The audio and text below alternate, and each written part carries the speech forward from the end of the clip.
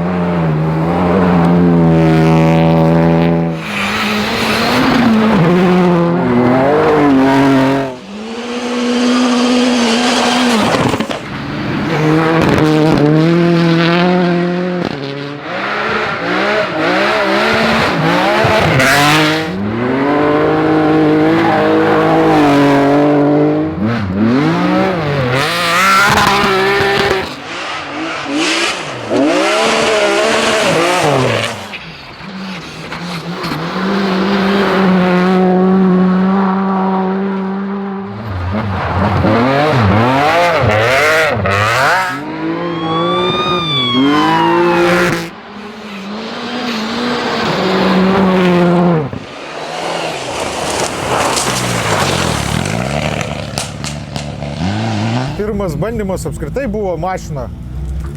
Pirmą kartą jinai išvažiavo į greičio ruožus. Tai pirmi testai. Pirmi užvažiavimai buvo gal visai neblogi, bet po to pablogėjo kelio danga ir truputį nuslydo. Blogai šturmanas užskaitė posėkį. Pavėlavo. Pavėlavo. Kasgi kaltas daugiau, visą laiką. Norim padėkoti savo mechanikam, kurie labai puikiai parašė automobilį. Sinkiai su manto. Tai gerai, ko ta raudona nuo šitą baltos skiriasi? Šita greitesnė, truputį arklių gal daugiau atsirado. Geriau važiuoja, geriau stovi. Daugiau sportinis daiktas nei tas buvo prieš tai. Tai ir greičių dėžė, ir pakaba. Daug pasikeitė standartą. Bandysim, tikslas yra finišuoti, taip? Taip, tai nebandyti, o daryti reikia. Tai finišuosim. Darysim finišus, o klasė padidėjo ir iš ties, bus ką veikti, įdomu. Tai šiais metais gausi klasė. Tai yra konkurencijos, gal bus ir greitis. Bus gerai, bus linksma.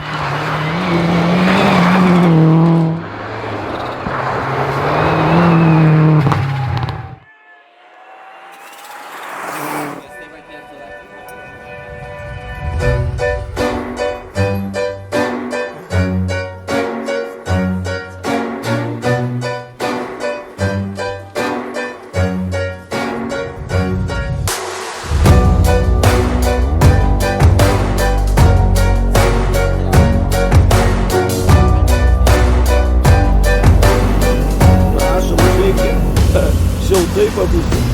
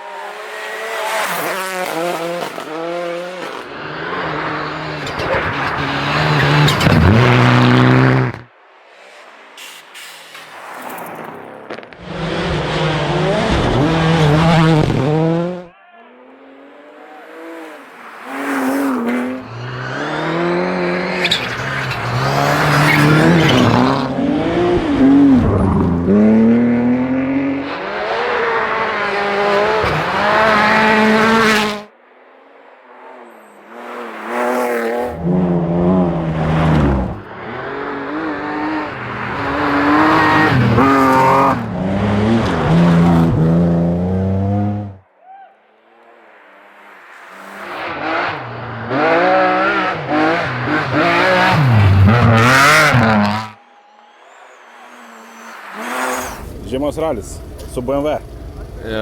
Nu matai, iš tikrųjų šitam ralį Darius Sukackas važiuoja, brolis važiuoja, ten daug pažįstamų, apie visus galvoja, dar Dariui tai nesiseka, mačiau.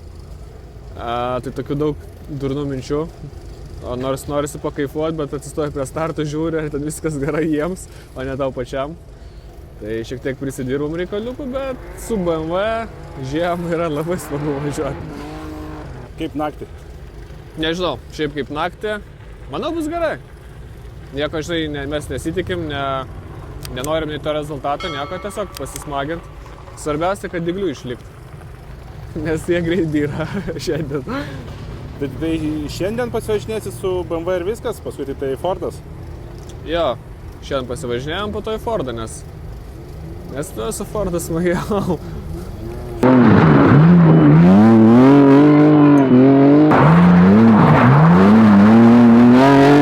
Tu šiandien žaidži finišuoti? Jo, mes stovim regrupinge. Kas ten buvo? Arti? Antram greičio ruožiai. No. Nu, tiesiog per daug į išorę. Įvažiavom į Pusnį, į Medelius, po to ir pagavom kelmą greičiausiai. Nu, kažką kieto labai ir pramušėm ratą. Tada su pramuštu ratu dabaigėm dopą ir pasikeitėm. Ir šiaip netaip davažiavom. Bet tik ratas, daugiau nieko blogo. Buvo reikalų, bet susitvarkėm. Pasikeitėm. Dabar viskas gerai. Ir kaip naktiniai dopai?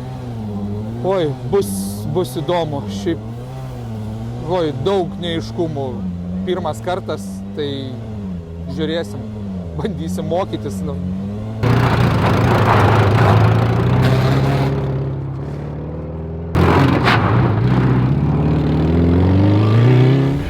Mindaugas važia.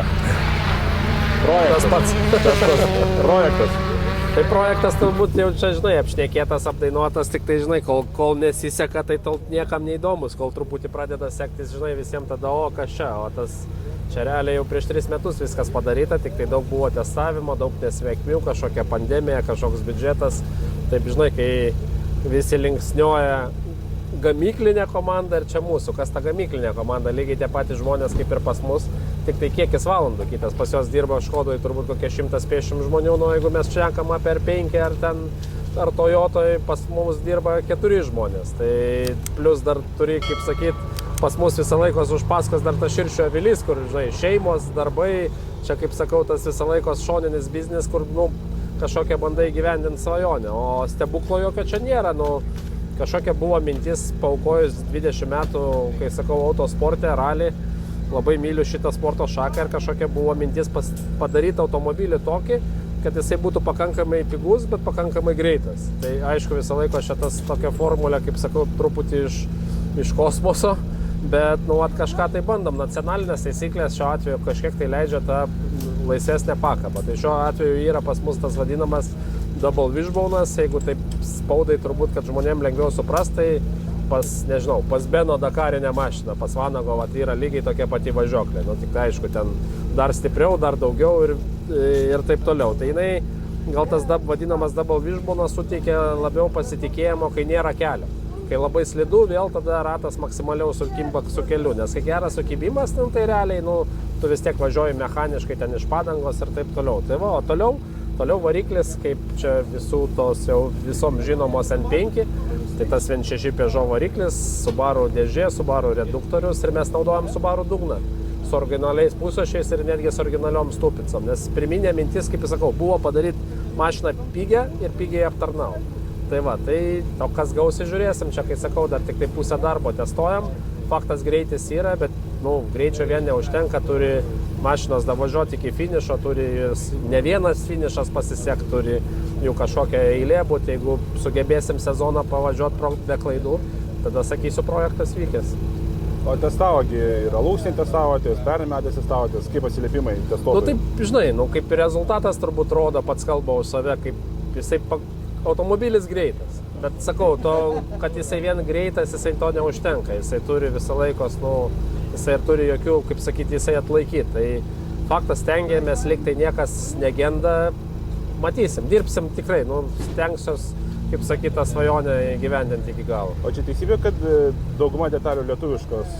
Tai praktiškai visa čia mašina lietuviška. Kaip tai, žinai, metalo pats negamini, bet amortizatoriai lietuviškai, greičio dėžė lietuviškai, surinkimas lietuviškas, kompiuterių programavimas lietuviškas, laidai daryti Lietuvoje, variklis darytas Lietuvoje, nežinau ką dar. Tai tikrai taip, čia yra pilnai lietuviška mašina.